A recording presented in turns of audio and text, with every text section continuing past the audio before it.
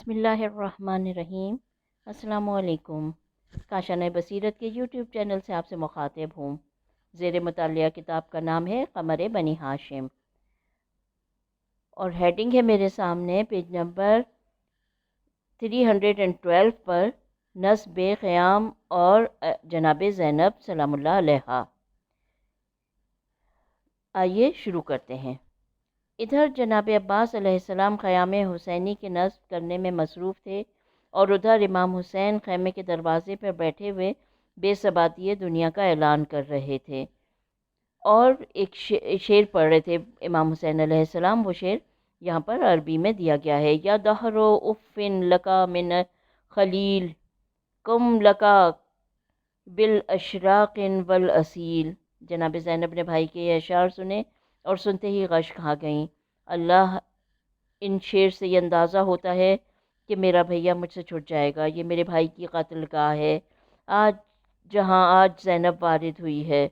इमाम हुसैन अलैहिस्सलाम ने यह मंज़र देखा तो दौड़ कर भाई की बहन के पास आए और पानी छिड़क कर होश में लेकर आए। आसारतुल एहसान, कलमी कुतुबखाना, खुदा बख्श, पटना। ब्रैकेट में ये लिखा हुआ है, ये हवाले के लिए। मकातिल से अंदाज़ा होता है कि यह वाक़या दूसरी मुहर्रम का है, जब हरम हुसैनी वारिद करबला हुए और क़याम हुसैनी नस्ब किए गए। इसलिए कि नूरुल ऐन सफ़ा नंबर 27 में इसके बाद ये इबारत है। मैं आपके सामने तर्जुमा पढ़ूँगी। इसके बाद सैदानियाँ दाखिल क़याम हुईं और नाला व शिऊन की आवाज़ें बुलंद हो गईं। इमाम आली मुक़ाम ख़ैमे में दाखिल हुए और फरमाया, मेरे अहले बैत सब्र करो। जनाब ज़ैनब ने फरमाया, भैया तुम्हारे फ़राक़ पर कैसे सब्र करूं? तुम्हारे बाद ज़िंदगी किसे अच्छी लगेगी? भैया कैसे ना रोऊं? आप तो ऐसी बातें कर रहे हैं जैसे आप शहीद होंगे, आपका माल तबाह होगा और आपके अहले हरम कैदी बनेंगे। बाज़ अरबाब क़लम ने इस मुकाम पर शदीद इश्तिबा फरमाया है और इनका ख़याल है कि ये वाक़या 9 मुहर्रम का है, जिसके बाद वजूद आप की एक पूरी बहस आलम वजूद में आ गई थी और मुखलिसीन वलाए अहले बैत ये सोचने पर मजबूर हो गए कि 9 मुहर्रम को इमाम हुसैन अलैहिस्सलाम को पानी कहाँ से मैसर हो गया कि बहन के चेहरे पर पानी छिड़क कर इन्हें होश में ले आए। अल्लामा शहरस्तानी ने इस इश्तिबा की बेहतरीन ताबील की है कि पानी छिड़कने से मुराद अश्क फ़िशानी है। इमाम हुसैन अलैहिस्सलाम के पास पानी तो न था, अलबत्ता अश्कों की रवानी थी। चुनांचे आपने आंसू छिड़क कर बहन को बेदार किया और जनाब ज़ैनब अलैहिस्सलाम को होश में ले आए। अल्लामा मौसूफ़ को ये ज़रूरत इसलिए पेश आई कि उन्होंने भी वाक़या उसी वक्त का ख्याल किया है जब खैमों में पानी का कहत हो चुका था और इमाम आली मकाम के लिए पानी छिड़कने का कोई इम्कान न था। हालांकि ये वाक़या 2 मुहर्रम का है। तर्जुमा फ़ारसी, तारीख़ असम में कूफ़ी, सफ़ा नंबर 322। जिस वक्त क़याम में क़तई तौर पर पानी का इम्कान मौजूद था और हज़रत बहन को होश में ला सकते थे, ताहम अल्लामा शहरस्तानी का ये इंतबाह काबिल तहसीन है कि उन्होंने रिवायत के मफासिद पर नज़र की और इसकी एक तावील पेश कर दी। इनकी तावील इन तमाम अरबाब क़लम के लिए शमाए राह है जिन्होंने दूसरी मुहर्रम को 9वीं मुहर्रम बना दिया, लेकिन वजूद आपके मसले को हल करने की बजाय कुछ और तावील में लग गए, 2 रज़ तावील में लग गए। Page number 314। क़याम हुसैनी। फ़रात का किनारा छोड़ने के बाद इमाम हुसैन अलैहिस्सलाम के क़याम किस मुकाम पर नस्ब हुए, ये एक तारीख़ का अहम मसला है जिसे अक्सर मौर्रिख़ीन ने नज़रअंदाज कर दिया है। अल्लामा असफ़र अमीनी ने इसकी मिक़दार 1 फ़रसख़ के करीब बताई है। ये फ़ासला अगरचे बादियुन नज़र में क़रीन क़यास नहीं है, लेकिन ज़ुल्म यज़ीद के पेश नज़र और दुश्मन के अपनी फ़ौजों की रिहाइशगाह के इंतज़ाम के लिहाज से ज़्यादा बईदस क़यास भी नहीं है। दुश्मन का तमाम तर मुद्दा यही था कि हमारी सारी फ़ौज दरिया से करीब रहे और इमाम हुसैन अलैहिस्सलाम का कोई सिपाही दरिया के करीब ना आने पाए। Page number 315। दुश्मन की फ़ौज भी कोई मामूली फ़ौज ना थी। कम से कम 30,000 की बताई जाती है। 5 या 6,000 फ़ौज तो रोज़े अव्वल ही इब्ने साद लेकर नाजिल हुआ था। इसके बाद 4,000 शिमर लाया 2000 یزید ابن رکاب، 4000 حسین بن نمیر، 3000 مزار بن ربینہ، 2000 نصرہ بن خرشہ، 4000 عروہ بن قیس، 10,000 سنان بن انس، 1000 محمد بن اشعث، 1000 عبداللہ الحسین، 4000 شیس ابن ربعی لے کر آیا تھا۔ اور صاحب دمہ سابقہ کی روایت یہ ہے کہ یزیدی لشکر میں 80,000 سوار صرف کوفے سے آئے تھے، جن میں کوئی شامی یا حجازی نہ تھا۔ دمۃ الثاقبہ، صفحہ نمبر 322۔ اس کے علاوہ کوفہ میں ابن زیاد کا اعلان عام تھا کہ کوفہ بالکل خالی کر دیا جائے اور تمام لوگ کربلا قتل حسین کے ارادے سے روانہ ہو جائیں۔ حد ہو گئی کہ ایک شخص شام سے اپنا قرض وصول کرنے آیا تھا تو اسے بھی اسی جرم میں قتل کر دیا گیا کہ کربلا کیوں نہیں گیا۔ حوالہ ہے یہاں پہ کتاب کا، اسبار العین، علامہ سماوی، صفحہ نمبر 18۔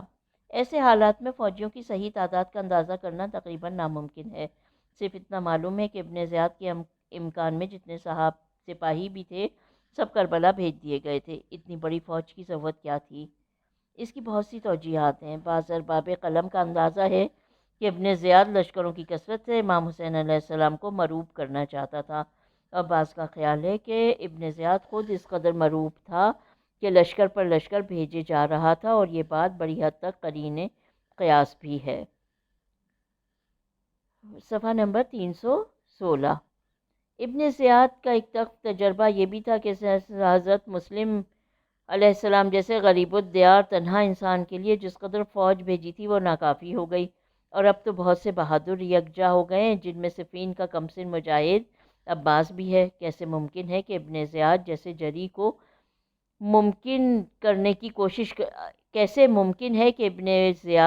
جیسے جری کو مروب کرنے کی کوشش کر رہا ہو؟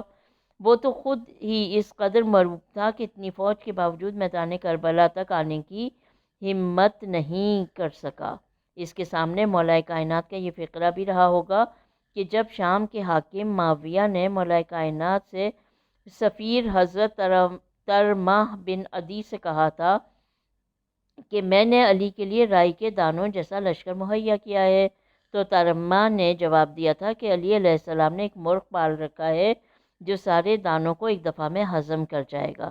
ظاہر ہے کہ جس علی کا تربیت کردہ مالک اشتر اتنا بڑا سورما اور سعادت ہو کر 1,00,000 کا تنہا مقابلہ کرے، اس کا عباس علیہ السلام کس قدر شجاع اور بہادر ہوگا۔ آفرین آفرین اے منتظم لشکر شاہ، واہ لاکھوں سے 72 کو لڑانے والے۔ Page number 317۔ فلسفہ جہاد اور زمین کربلا۔ روایت سے یہ بھی معلوم ہوتا ہے کہ امام حسین علیہ السلام نے فرات کا کنارہ چھوڑنے کے بعد کربلا کے باشندوں کو طلب کیا اور ان سے اس علاقے کی زمینوں کی خریداری کے بارے میں دریافت کیا۔ جب وہ لوگ تیار ہو گئے تو آپ نے 4 مربع میل زمین 20,000 درہم میں خرید فرمائی، کشکول بہائی۔ زمین کی خریداری کے بعد آپ ان زمینداروں کی طرف متوجہ ہوئے اور آپ نے فرمایا کہ میں یہ زمین تم لوگوں کے نام ہبہ کیے دیتا ہوں، لیکن اس کی چند شرائط ہیں۔ ہماری قبروں پر کاشت نہ کرنا، ہمارے زائروں کو نشان قبر بتاتا ہی رہنا، ہر زائر کو اپنا مہمان بنانا اور 3 روز تک مہمان نوازی کرنا وغیرہ۔ اس مقام پر چند سوالات پیدا ہوتے ہیں۔ نمبر 1، اس عالم غربت و مسافرت میں امام حسین علیہ السلام نے زمین کو کیوں خریدا؟ نمبر 2، خریداری کے بعد اسے ہبہ کیوں کر دیا؟ نمبر 3، ہبہ کو مشروط کیوں قرار دیا؟ پہلے سوال کا حل اسلام کے فلسفہ جہاد میں تلاش کیا جا سکتا ہے۔ Page number 318۔ اس میں کوئی شک نہیں ہے کہ دین اسلام نے ابتدائی تبلیغی جہاد کو بھی روا رکھا ہے اور صاحب امر کو اجازت دی ہے کہ وہ تبلیغی اتمام حجت کے بعد جنگ کا آغاز کر دے، لیکن تاریخی اعتبار سے کبھی ایسا واقعہ پیش نہیں آیا کہ اسلام نے اس قسم کا کوئی اقدام کیا ہو۔ جہاد کے لیے ہمیشہ اس امر کا التزام رکھا گیا ہے کہ دشمن کی طرف سے پہل ہو جائے تو اس کے بعد کوئی جوابی کارروائی کی جائے، یعنی اسلام نے جہاد کو ہمیشہ دفاعی رنگ دیا ہے، ابتدائی کارروائی نہیں کی، اور یہی وجہ ہے کہ صدر اسلام کی تمام جنگوں کا محل وقوع بلاد اسلام سے قریب تر اور اراضی کفر سے دور تر تھا۔ کفر حملہ آور ہوا کرتا تھا تو اسلام اس کے دفاع کے لیے میدان میں اترتا تھا۔ میدان جنگ نہ اسلامی علاقوں میں ہوا کرتا تھا اور نہ کفر کے علاقے میں، لیکن اسلامی علاقے سے قریب تر ضرور تھا، جس بات کی دلیل تھا کہ جارح اور حملہ آور کفر ہے، اسلام نہیں ہے۔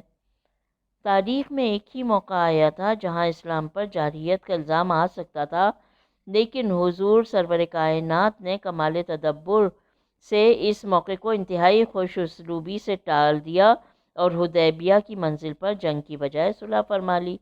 فتح مکہ میں بھی مرسل اعظم نے تلوار سے کام نہیں لیا کہ کفر والوں کو اسلام پر جارحیت کا الزام لگانے کا موقع نہ ملے۔ مرسل اعظم کے بعد جمل و صفین و نہروان کے مارکے بھی اسی نوعیت کے ہیں۔ مولا کائنات پوری مملکت اسلامی کے سربراہ تھے، آپ کو حکومت کرنے کا خدائی اور جمہوری دونوں قسم کا حق حاصل تھا۔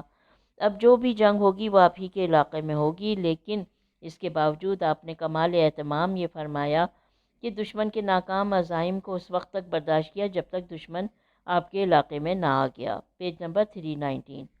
بغاوت کے اصولوں سے معاویہ کو شام کا حاکم بھی تسلیم کر لیا گیا تو عراق کسی قیمت پر معاویہ کے زیر اقتدار نہیں تھا۔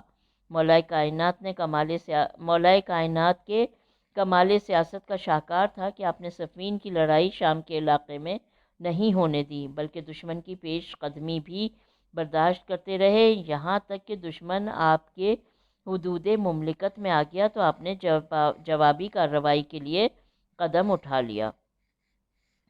جمل کا واقعہ اس سے کہیں زیادہ واضح ہے۔ ام المومنین عائشہ نہ حاکم تھیں، نہ سربراہ مملکت، انہیں کسی کے علاقے میں نہ سفارائی کرنے کا حق تھا اور نہ جہاد کا۔ عورت ہونے کے اعتبار سے بھی ان سے جہاد ساقط تھا، لیکن اس کے باوجود جب انہوں نے اقدام کیا تو امیر المومنین نے اس وقت تک سکوت اختیار فرمایا جب تک ان کی فوجوں کی مکمل زیادتی سامنے نہ آ گئی۔ نہروان کی جنگ باغیوں کی سرکوبی کی جنگ ہے، اور یہ جنگ ہمیشہ حکومتی سرزمین پر واقع ہوئی ہے۔ اس میں علاقائی سالمیت جیسی کسی چیز کا نام نہیں لیا جاتا اور نہ حملہ آور طے کیا جاتا ہے۔ باغی بہرحال حملہ آور ہوتا ہے، چاہے اپنے گھر کے اندر ہی کیوں نہ بیٹھا رہے۔ حقیقی طور پر مسلم الثبوت حکومت کے خلاف علم بغاوت بلند کرنا حملہ آوری اور فوج کشی سے کم نہیں ہے۔ رسول اسلام اور امیر المومنین نے ایک طرف دشمن کے حملے کا انتظار کر کے اپنے مجاہدات کو دفاع کا رنگ دیا اور دوسری طرف یہ بھی واضح کر دیا کہ اسلام کسی علاقے پر حملہ آور نہیں ہوتا۔ آج کی جنگ اور کل کے جہاد کا ایک نمایاں فرق یہ بھی ہے کہ آج کے ممالک دشمن کو یہ چیلنج دیتے ہیں کہ لڑائی تمہاری سرزمین پر ہوگی اور اسی کو اپنی فتح و کامرانی کا شاہکار سمجھتے ہیں۔ Page number 320۔ اسلام نے ہمیشہ اس بات کا انتظار کیا کہ لڑائی ہمارے علاقے میں ہو تاکہ ہمارے اوپر جارحیت کا الزام نہ آنے پائے۔ مکہ کی 13 سالہ زندگی میں مسلسل مصائب جھیلنے کے بعد بھی مرسل اعظم کا تلوار نہ اٹھانا اور مدینہ پہنچتے ہی جہاد کا اعلان کر دینا حالات کی نشاندہی کے ساتھ اسلامی فلسفہ جہاد کی بھی وضاحت کرتا ہے۔ مکہ معظمہ حرم الہی ہونے کے علاوہ کفر و اسلام کی مشترک بستی تھا۔ یہاں ہونے والی جنگ کو خانہ جنگی سے زیادہ کوئی اہمیت نہیں دی جا سکتی۔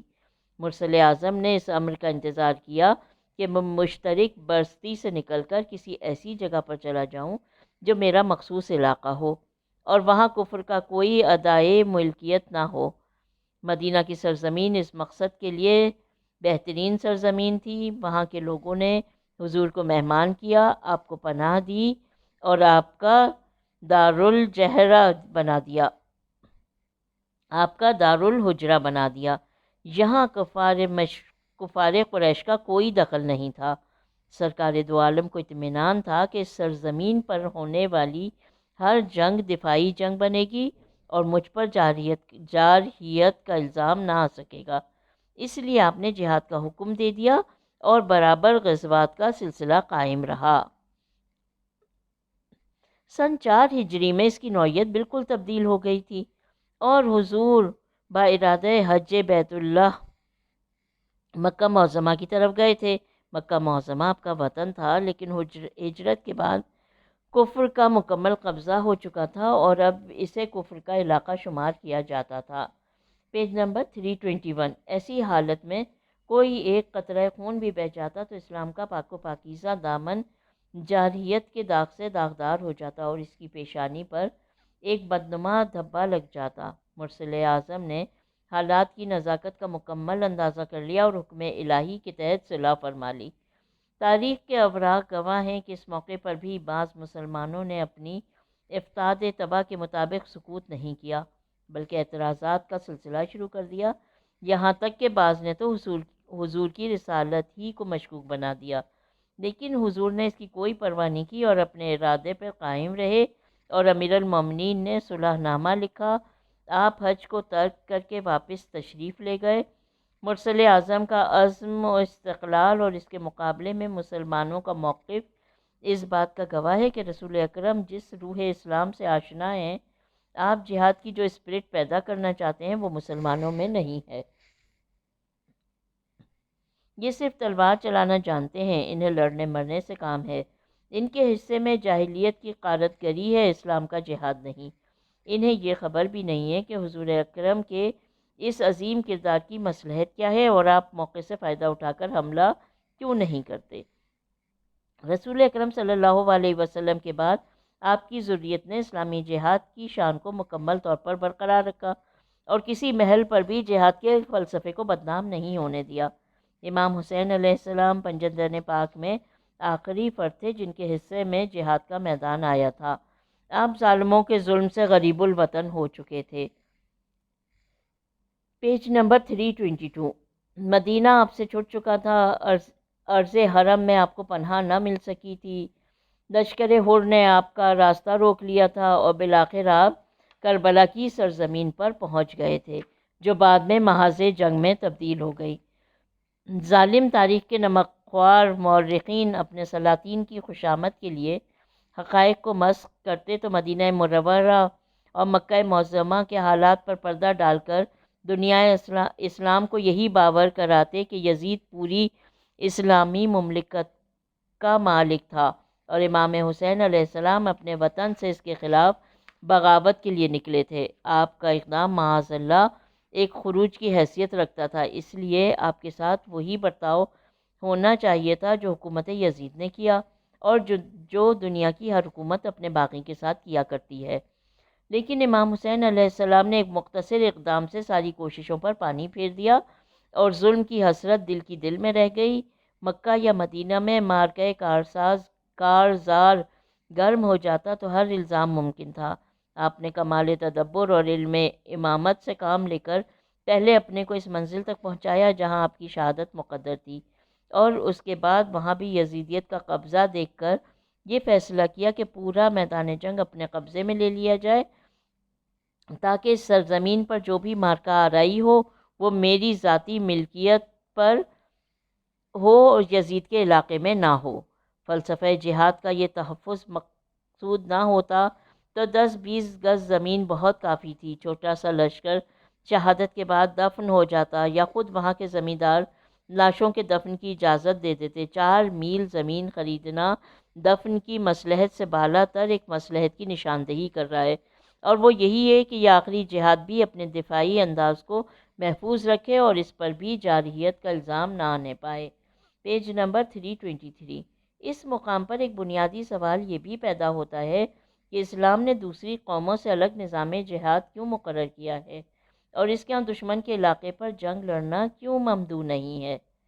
دنیا کی دوسری قوموں میں یہ اقدام فاتحانہ کہا جاتا ہے، تو کیا اسلام جنگ میں فتح کے علاوہ کچھ اور چاہتا ہے؟ اور کیا اس کی لڑائیوں کا مقصد شکست ہی شکست ہوتا ہے؟ اس سوال کا مختصر جواب یہ ہے کہ اسلام دنیا کے دوسرے نظاموں کی طرح فتح و کامرانی ہی چاہتا ہے اور دفاعی جنگ بھی۔ اس اور دفاعی جنگ میں بھی اس وقت تک میدان میں نہیں آتا جب تک فتح و کامرانی کے امکانات قوی نہیں ہوتے، لیکن اس کا معیار فتح دوسری اقوام عالم سے کچھ مختلف ہے، اور وہ اسے بھی فتح سمجھتا ہے جسے دوسری قومیں شکست تصور کرتی ہیں، اور اسے بھی شکست کا نام دیتا ہے جس پر دوسری قومیں ناز کرتی ہیں۔ اس کا کھلا ہوا اعلان ہے کہ فتح و کامرانی مقصد کے اعتبار سے ہے، جو فریق اپنے مقصد میں کامیاب ہو جاتا ہے وہ فاتح کہا جاتا ہے، اور جسے مقصد کے حصول میں ناکامی ہوتی ہے وہ مفتوح اور شکست خوردہ کہا جاتا ہے۔ مقصد کی فتح اقوام کے اعتبار سے مختلف ہوتی ہے، اور ہمیں یہ دیکھنا پڑتا ہے کہ کون سی قوم کس مقصد کے لیے لڑ رہی ہے۔ اقتدار کے لیے لڑنے والے اقتدار پا کے فاتح کہے جاتے ہیں، علاقے کے لیے لڑنے والے علاقہ خالی کرا لینے کے بعد فاتح تصور کیے جاتے ہیں، اور معنوی مقاصد کے لیے میدان جنگ میں اترنے والے اس وقت تک فاتح نہیں کہے جاتے جب تک مقاصد کی تحصیل کا مکمل سامان نہ ہو جائے، چاہے یہ سارا علاقہ اپنے قبضہ میں آ جائے اور سارا تخت اقتدار زیر قدم ہو جائے۔ Page number 324 page number 324۔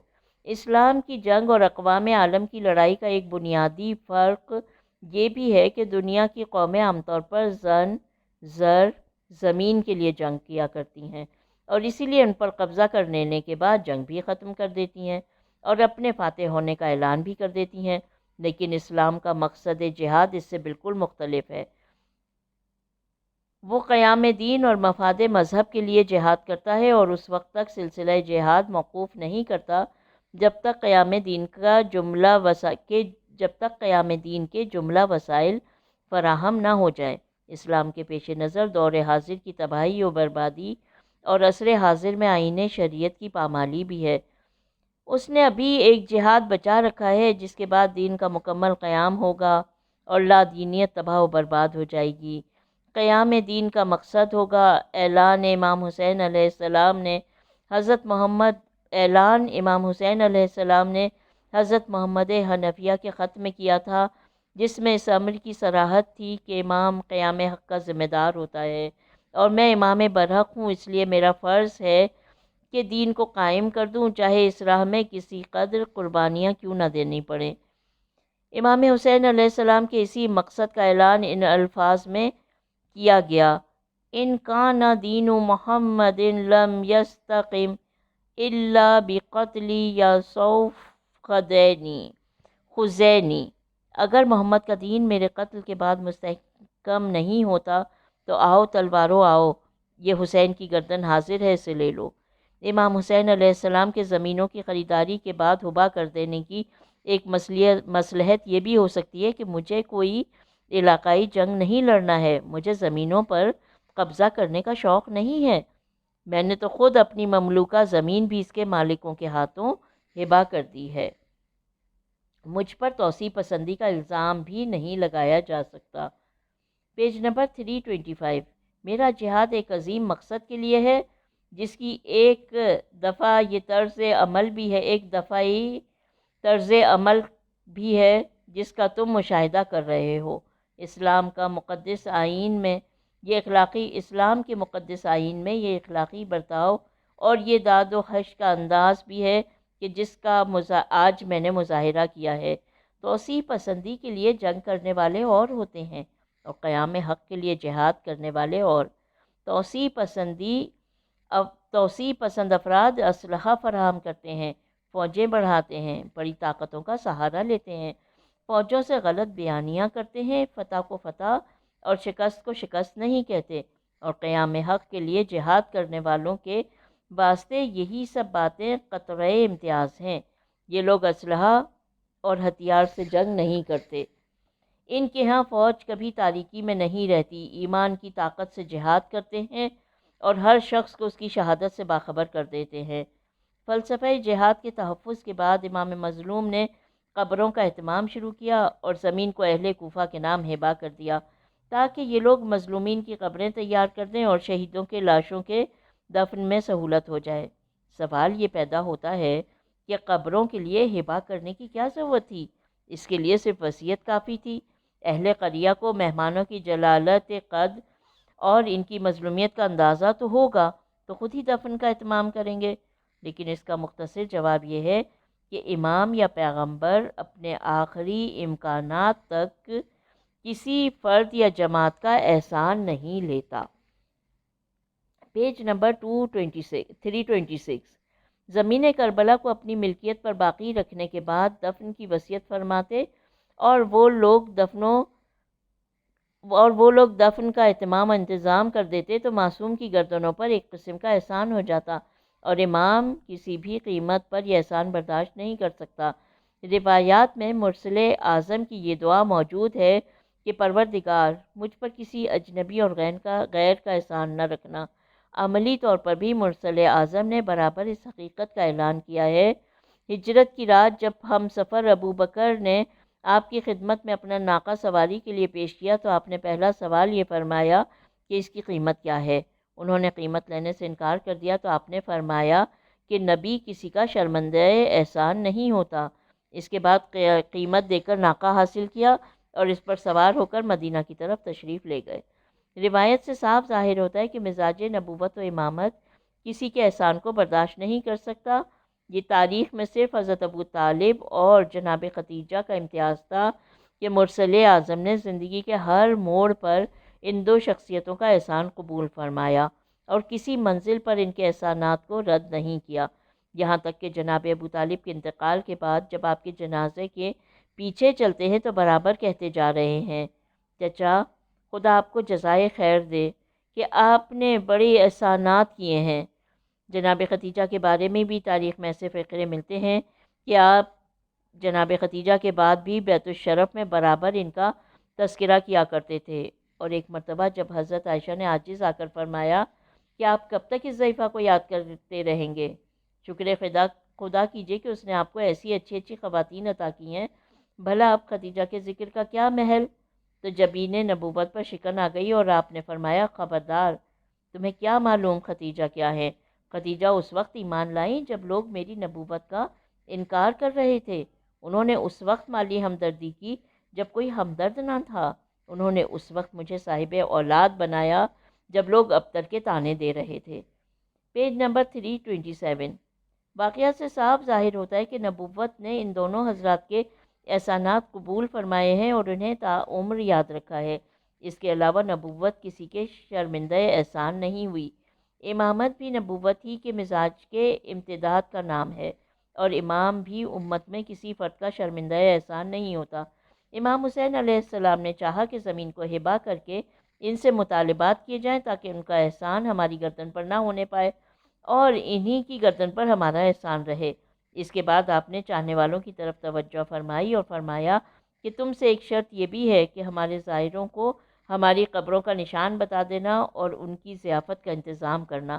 بندہ پروری اور غلام نوازی کی ایسی مثال تاریخ میں آل محمد کے علاوہ کہیں اور نظر نہ آئے گی۔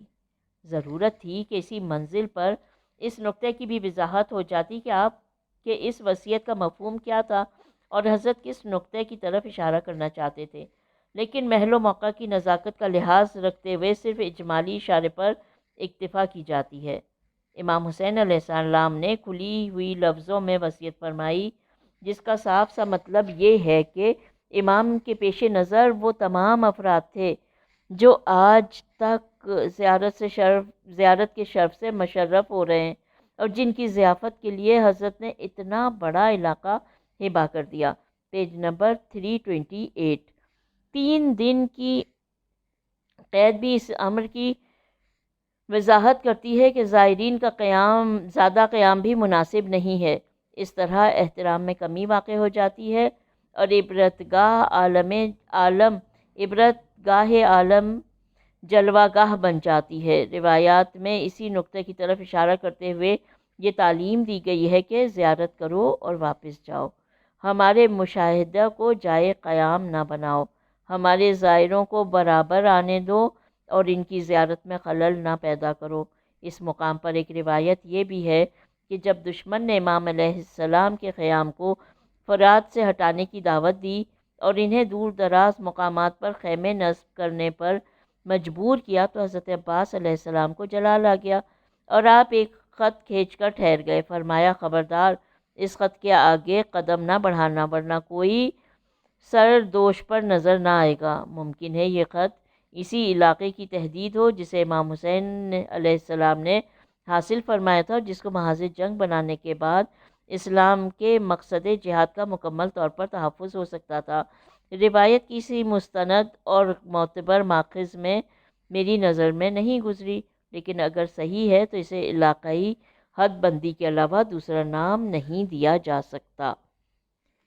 یہاں پر ہم آج کے اس حصے کو، اس پارٹ کو ختم کرتے ہیں۔ انشاءاللہ سقائی کی جو بحث ہے آگے، اس میں سقائی کی ضرورت کے بارے میں بتایا گیا ہے، سقائی کی حقیقت ہے، سقائی کے اسباب، سقائی کی اہمیت اور سقائی کی تاریخ۔ انشاءاللہ اس سب کو ہم ایک ساتھ ایک ہی دفعہ میں ایک ہی حصے میں پڑھیں گے انشاءاللہ۔ اپنا بہت خیال رکھیں۔ انشاءاللہ پھر ہم اگلے حصے میں ملتے ہیں۔ اللہ حافظ۔